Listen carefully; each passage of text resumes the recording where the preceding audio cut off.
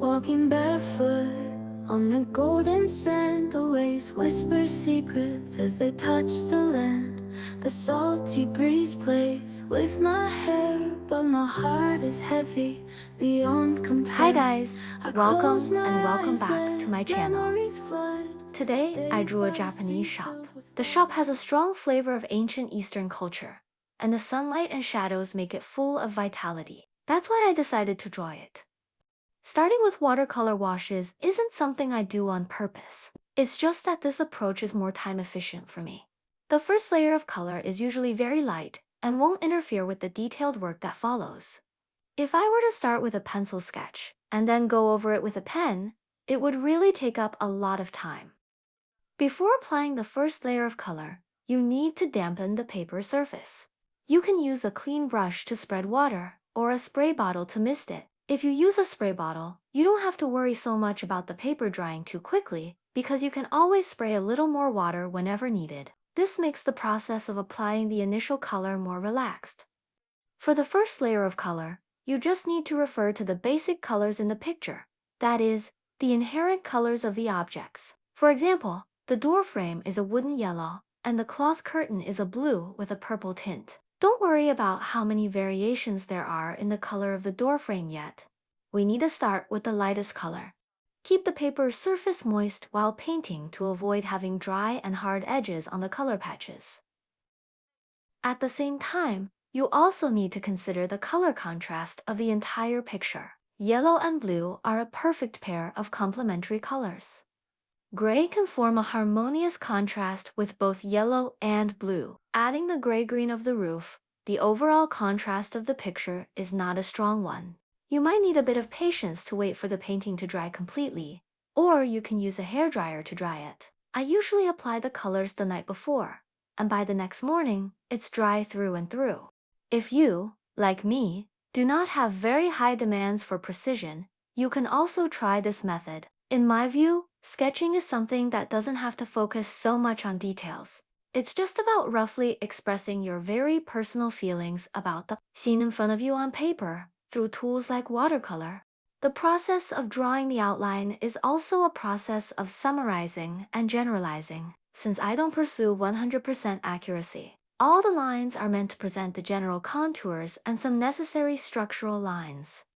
When painting the roof, you first need to have a comprehensive understanding of it.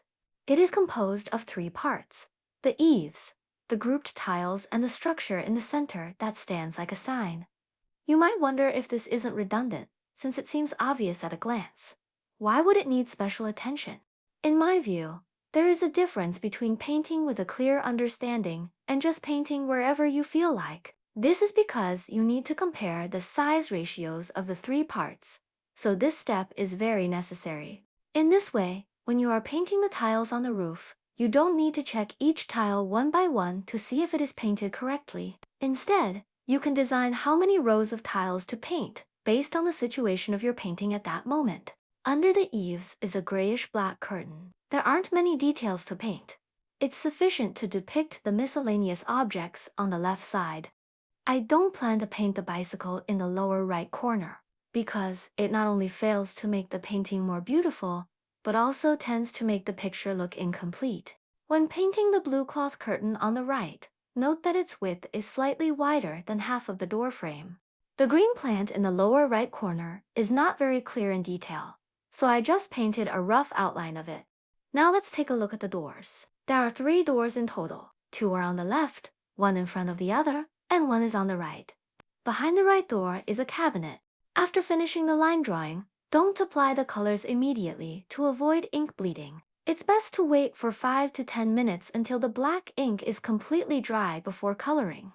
The roof may require more than 3 layers of color. For now, start with the lightest color, then paint the shadows. The shadow areas have both cool and warm tones. Sometimes, within a single shadow, there are both warm and cool parts. In such cases, you need to consider using the wet and wet technique. For this round, just apply 2 layers of color to achieve a middle tone. Next, paint the shadow area under the eaves. The image shows a very dark color there, but we can make it less dark and give it a slight warm feel. You might have noticed that I didn't paint it very dark all at once. because I wanted to show more variations. But when mixing the colors, I made sure to prepare enough of the dark color to avoid running out halfway through. Otherwise, if I have to mix more color and there's a pause, the color patch on the paper will form a very hard edge. The shadow falling on the cloth curtain takes on a gray-green hue. So, when mixing the colors, you need to add a bit of olive green. And since the light source is coming from the upper left, the shadows on the right are deeper compared to those on the left. Next, add some variations in color to the door frame. These variations might be the result of the combined effects of the light source and the surrounding colors. When painting these variations, consider which effects can be achieved with the wet and wet technique, because some effects can only be reached with the dry on dry method. Alternatively, you can change the rules of the game and switch from using the dry brush technique to the wet and wet technique where it was originally intended. Next, paint the cloth curtain on the right. It's a large piece of blue fabric with folds, so the shadows on the folds are the key areas to focus on. You need to handle the color transitions of the shadows well.